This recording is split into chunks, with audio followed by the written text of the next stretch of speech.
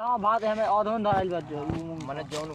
गलाव सराव जाला न हां यूट्यूब में मांगा आ जाई खद के लागेला तो खद के वाला हो गए एकरा ऊपर से पानी भर के सिकोहर खानी हो गए माल डबका बता रहो में पाइप रहेला हमें पाइप रहेला तो हमें पाइप कहां बहू सादा पानी रहे ऊपर से आ एकरा का धरा जाई तो हई बंद हो गई जन बंद हो गई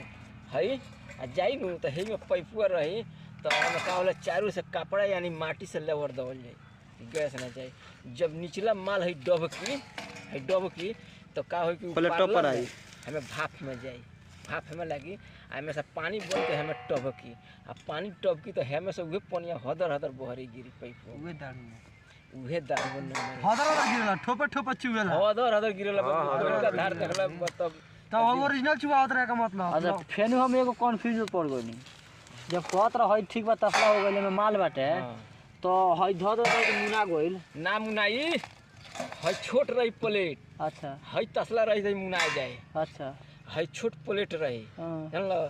यही में से एगो पाइप निकालल जाला ये हुआ हमने गांव के वदिया शर्मा हई पाइप ह दारू चुआवत रह हेकर भाप हमें आवे हई भाप बनाई हमें तो गैस बनाई गैस जितना अरे वो तसले मारा ना ऊपर तसले धराई बीच में तसला ना हो थोड़िया में छोट प्लेट रहेला प्लेटवा पे सब का होला कि हई ऊपरवा पानी वाला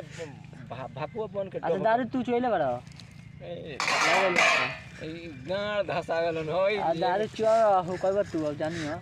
तोरा हुकुआ हमन कोस के